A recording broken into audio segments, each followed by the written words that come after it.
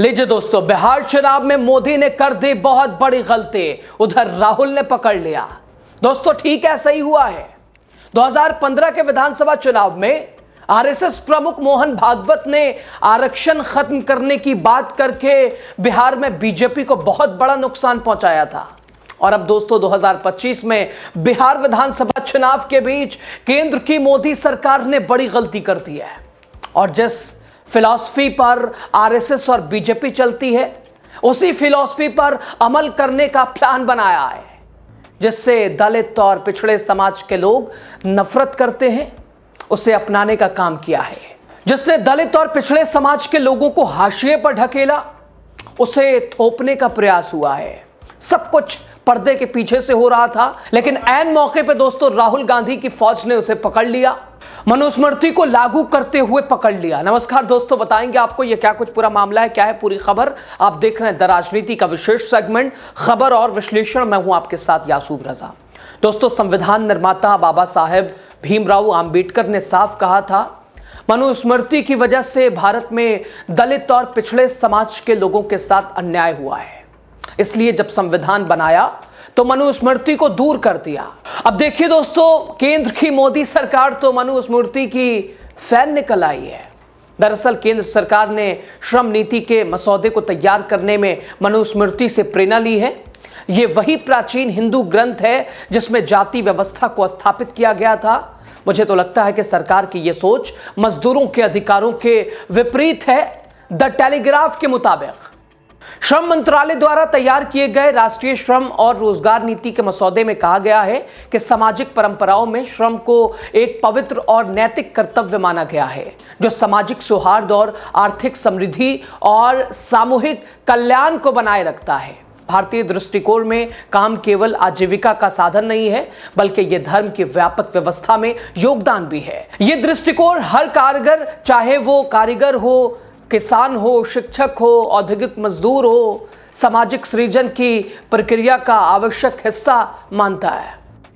इसके बाद इस मसौदे में आगे कहा गया, मनुस्मृति, याज्ञवल्क्य स्मृति, नारद स्मृति, शुक्र नीति और अर्थशास्त्र जैसे प्राचीन ग्रंथों ने राजधर्म की अवधारणा के जरिए इस सोच को व्यक्त किया, जिसमें राजा या शासक का कर्तव्य बताया गया है कि वो न्याय सुनिश्चित करे, उचित मजदूरी दे और कामगारों को शोषण से बचाए।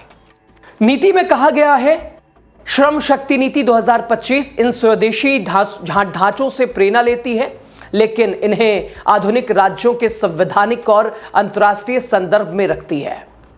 दोस्तों, केंद्र सरकार श्रम नीति में मनुस्मृति की घुसपैठ करने में लगी थी, लेकिन इसी दौरान कांग्रेस ने इसे डिकोड कर दिया। कांग्रेस सांसद जयराम रमेश ने केंद्र सरकार की तरफ से जारी राष्ट्रीय श्रम एवं रोजगार नीति श्रम शक्ति नीति 2025 के मसौदे पर कड़ा हमला बोला। उन्होंने कहा कि केंद्र सरकार के इस नीति मसौदे में लिखा गया है कि श्रम नीति की प्रेरणा प्राचीन ग्रंथों जैसे मनुस्मृति, याज्ञवल्क्य स्मृति, इसके अलावा नारद स्मृति, शुक्र नीति और अर्थशास्त्र से ली गई है। उन्होंने आरोप लगाया कि मनुस्मृति ने भारत में जाति व्यवस्था और जातिवाद को जन्म दिया, इसलिए इसे नीति की नींव बनाना संविधान के खिलाफ है। जयराम रमेश ने कहा, मोदी सरकार का यह कहना है कि श्रम शक्ति नीति संविधान से नहीं बल्कि मनुस्मृति जैसे ग्रंथों से प्रेरित है। यह हमारे संविधान का अपमान है और इसकी निंदा की जानी चाहिए। जयराम रमेश ने कहा, ये नीति अभी मसौदे के रूप में है और मोदी सरकार ने इसे अपने वेबसाइट पर सार्वजनिक सुझाव के लिए डाला है, लेकिन इस मसौदे में साफ लिखा है कि ये नीति मनुस्मृति जैसे ग्रंथों से प्रेरणा लेती है।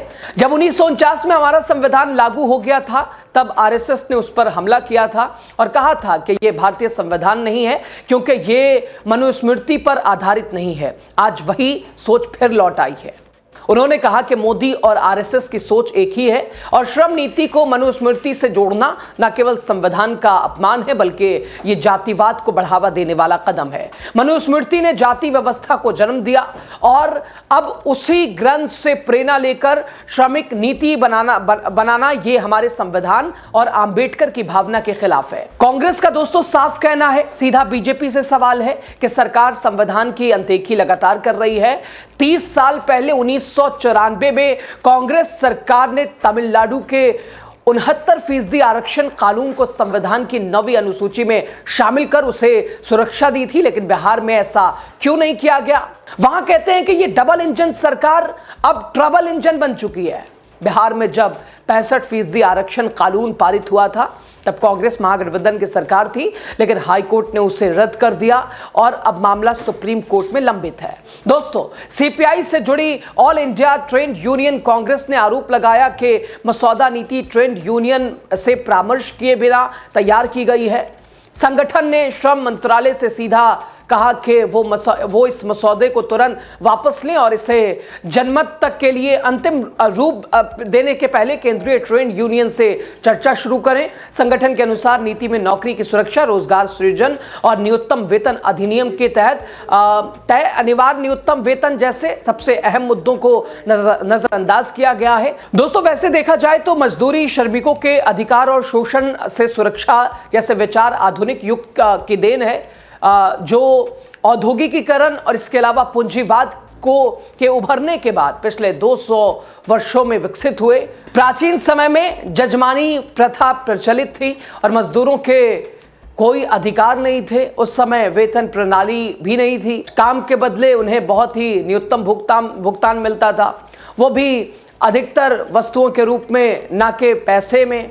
मजदूरी की भुगतान तय करने में कोई भूमिका नहीं होती थी। मनुस्मृति में बताए गए श्रम के विचार को महिमा मंडित करना दरअसल उसी जाति आधारित श्रम विभाजन को दोबारा मजबूत करने की कोशिश है, जिसमें ब्राह्मण धार्मिक कर्मकांड करने के कारण सर्वोच्च दर्जा रखते थे। प्राचीन शास्त्रीय ग्रंथों में राजा को भले ही शक्ति का प्रतीक माना गया हो, लेकिन उसकी स्थिति ब्राह्मण से नीचे रखी गई थी। ये तत्व है और स्मृतियों का जिक्र श्रमिक अधिकारों के संदर्भ में किया जा रहा है और ये दिखाता है कि आरएसएस ब्राह्मणों की उस श्रेष्ठता को दोबारा स्थापित करने की कोशिश कर रहा है, जिसे वो मानता है कि वो निर्वाचित शासकों द्वारा मान्यता दी जानी चाहिए। श्रम को धर्म या राजधर्म से जोड़ना एक गलत विचार है, क्योंकि ये मजदूरों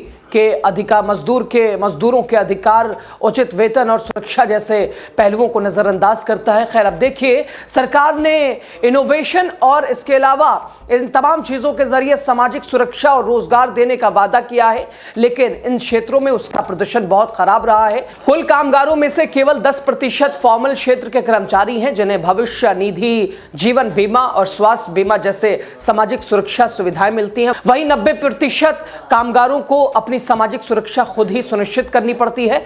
और आर्थिक सर्वेक्षण 2023-24 के मुताबिक बीते 5 सालों में भारत में नियमित नौकरियों के सृजन में गिरावट दर्ज की गई है। इसका समाधान प्रयास करने का प्रयास सरकार नहीं कर रही है। सरकार का ध्यान किधर है? मनुस्मृति को थोपने पर। अब इससे आप क्या कहेंगे?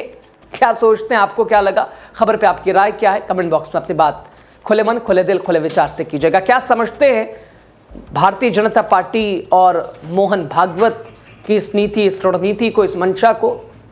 जरूर बताइए। लास्ट तक आप बने रहे। आपका शुक्रिया।